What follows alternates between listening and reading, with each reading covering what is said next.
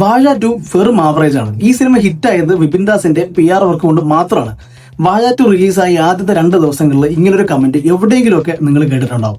വിപിൻ ദാസിന്റെ ഇതിന് മുന്നിറങ്ങിയ സിനിമകളായ വാഴ 1 ഇറങ്ങിയപ്പോഴും ജനഗണമൻ ഇറങ്ങിയപ്പോഴും ഇതേ സെയിം സാധനം തന്നെയാണ് വന്നത്. സിനിമ വെറും മിഡാണ്, സിനിമ ആവറേജ് ആണ്, വിപിൻ ദാസിന്റെ PR വർക്ക് കൊണ്ട് മാത്രമാണ് സിനിമ ഹിറ്റായതെന്നും. ഇപ്പോൾ വാഴ 2 വരുന്നെങ്കിലും ഡയറക്ടർ സവിൻസ ആണെങ്കിലും ഈ സിനിമയുടെ റൈറ്റർ എന്ന് പറയുന്നത് വിപിൻ ദാസ് ആണ്. അപ്പോൾ സിനിമ ഇറങ്ങി ആദ്യത്തെ 2 ദിവസം ഇങ്ങനെ ഒരു പബ്ലിസിറ്റിയാണ് പൊക്കൊണ്ടിരുന്നത്. ഈ സിനിമയിൽ ഒന്നുമില്ല, സിനിമ വെറും ആവറേജ് ആണ്. വിപിൻ ദാസിന്റെ PR വർക്ക് കാരണം വാഴ 1 ജനഗണമനയും പോലെ പുള്ളി ഹിറ്റാക്കാൻ നോക്കുകയാണ് എന്നാണ് വന്നത്. പക്ഷേ ഒരു ദിവസം മാത്രമേ അത് ഉണ്ടായിരുന്നുള്ളൂ.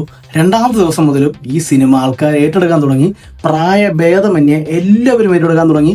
സിനിമ വലിയ റീച്ചിലേക്ക് പോകാൻ തുടങ്ങി. ഈ സിനിമയിലെ ഹീറോസിനെ കുറിച്ച് പറയുകയാണെങ്കിൽ നമുക്ക് കണ്ടു പരിചയമുള്ള 4 പേര് തന്നെയാണ്. പക്ഷേ ബോക്സ് ഓഫീസിൽ വലിയ പൊട്ടൻഷ്യലോ സ്റ്റാർഡമോ ഫാൻ പവറോ ഒന്നുമുള്ള ആൾക്കാരല്ല.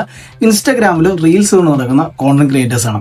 അവരെ ഒരു സിനിമയിലേക്ക് കൊണ്ടുവരുമ്പോൾ ഓഫ് കോഴ്സ് എല്ലാവരും വിചാരിച്ചു ഈ സിനിമ ബാക്കിയുള്ള സിനിമകളെ പോലെ ഒരു 30 കോടി 40 കോടി മാക്സിമം ഒരു 50 കോടി വരെ പോകും, അതിനുള്ള പൊട്ടൻഷ്യൽ ഇവർക്കും ആ സിനിമയ്ക്ക് ഉള്ളൂ എന്ന് വിചാരിച്ചു. പക്ഷേ അവരുടെയൊക്കെ പ്രതീക്ഷകൾക്ക് വിപരീതമായിട്ട് സിനിമ 1 റീച്ചിലേക്കാണ് പോയത്. ഇത് നമ്മുടെ ഇൻഡസ്ട്രിയുടെ അല്ലെങ്കിൽ നമ്മുടെ ഓഡിയൻസിന്റെ ഏറ്റവും വലിയൊരു ക്വാളിറ്റിയാണ് ഇവിടെ കാണിക്കുന്നത്. അതായത് ഒരു സിനിമ ഹിറ്റ് ആകണമെങ്കിലും വലിയൊരു വിജയം കൈവരിക്കണമെങ്കിലും അതിൽ വൻ താരങ്ങളോ വൻ ബഡ്ജറ്റോ വലിയ എക്സ്പീരിയൻസ് ഉള്ള ടെക്നീഷ്യൻസോ ആക്ടേഴ്സോ ഒന്നും തന്നെ വേണ്ടതായിട്ടില്ല. ആൾക്കാർക്ക് ആ സിനിമ കണക്ട് ആയാൽ മതി, ആൾക്കാർക്ക് ആ സിനിമ എൻഗേജ്ഡ് ആയാൽ മതി. അതിനുള്ള പെർഫെക്റ്റ് എക്സാമ്പിൾസ് ആണ് പ്രേമലു ഇപ്പൊ ഇറങ്ങിയ വാഴ 2. വാഴ 2 ഇപ്പോൾ 100 കോടിയും 150 കോടിയും കഴിഞ്ഞ് 200 കോടിയിലേക്കുള്ള ജൈത്രയാത്രയിൽ പൊയ്ക്കൊണ്ടിരിക്കുകയാണ്. ഈ സിനിമ ഇറങ്ങിയ ആദ്യത്തെ ദിവസം ഞാൻ പറഞ്ഞതുപോലെ കുറച്ച് നെഗറ്റീവ് റിവ്യൂസ് അവിടെ എവിടെയെങ്കിലൊക്കെ വന്നു. ഇത് PR സിനിമ കാണാത്തവരാണ് പറഞ്ഞത്, ഇത് PR വർക്കാണ്, വിപിൻ ദാസ് ചുമ്മാ പ്രൊമോട്ട് ചെയ്യുകയാണ് എന്നൊക്കെ പറഞ്ഞിട്ട്. പക്ഷേ സിനിമ കണ്ടു കഴിഞ്ഞപ്പം ഒരാൾ പോലും വലുതായിട്ട് നെഗറ്റീവ് പറഞ്ഞ് ഞാൻ കണ്ടില്ല.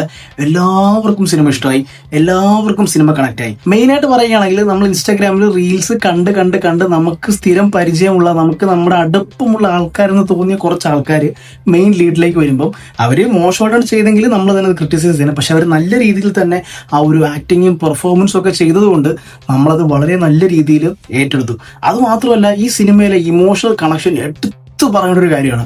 ഒരു സിനിമ അതിപ്പോൾ മാസ് സിനിമയാണെങ്കിലും കൊമേഴ്ഷ്യൽ സിനിമ ആണെങ്കിലും സാഡ് സിനിമ ആണെങ്കിലും റൊമാൻറ്റിക് സിനിമ ആണെങ്കിലും ആ സിനിമ ഓഡിയൻസിനെ ഇമോഷണലി കണക്ട് ചെയ്യാൻ പറ്റിക്കഴിഞ്ഞാൽ ആ സിനിമ വിജയിക്കും.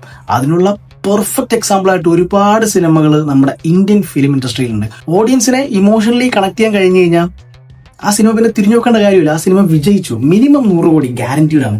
അങ്ങനെ തന്നെയാണ് വാഴ 2 സക്സസ് ആയത്. വളരെ നല്ല രീതിയിൽ ഇമോഷണലി കണക്ട് ചെയ്തു. സിബ്ലിങ്സിന്റെ കഥയാണ് സിനിമ പറയുന്നത്. സിബ്ലിങ്സ് ഉള്ളവർക്കും സിബ്ലിങ്സ് ഇല്ലാത്തവർക്കും ഈ സിനിമ വളരെ നല്ല രീതിയിൽ കണക്ട് ചെയ്യാൻ പറ്റും. നല്ല ഇമോഷണൽ ആയിട്ട് തന്നെ അവർക്ക് കാണാൻ പറ്റും. ആൻഡ് അതിലോട്ട് ഏറ്റവും എടുത്ത് പറയേണ്ടത് പെർഫോമൻസ് ആണ്. റീൽസ് ചെയ്ത എക്സ്പീരിയൻസ് ഉണ്ട്, കോമഡി ചെയ്ത എക്സ്പീരിയൻസ് ഉണ്ട്. പക്ഷെ അതിൽ ഇമോഷനും മറ്റു മാസ് കാര്യങ്ങളൊക്കെ വരുമ്പോൾ അവരെങ്ങനെ കൈകാര്യം ചെയ്യുന്നുള്ളൊരു ഡൗട്ട് പേഴ്സണലി എനിക്കുണ്ടായിരുന്നു. ഒട്ടുമിക്ക എല്ലാവർക്കും അത് ഉണ്ടായിരുന്നിരിക്കും. പക്ഷെ അവർ വളരെ ബ്രില്യൻ്റ് ആയിട്ട് തന്നെ അത് കൈകാര്യം ചെയ്തു. അതുകൊണ്ട് തന്നെ വളരെ നല്ല രീതിയിൽ ഓഡിയൻസിന് അത് കണക്ട് ചെയ്യാൻ കഴിഞ്ഞു. അതൊക്കെ കൊണ്ട് തന്നെ ഒരു എക്സ്പീരിയൻസും സ്റ്റാർഡവും ഫാൻ പവറും ഇല്ലാത്ത 4 പിള്ളേര് വന്ന് ബോക്സ് ഓഫീസ് അടിച്ച് തൂഫാനായിക്കൊണ്ടിരിക്കുകയാണ്. 150 കോടിയും കഴിഞ്ഞ് സിനിമ പൊയ്ക്കൊണ്ടിരിക്കുകയാണ്. This is Mollywood for U.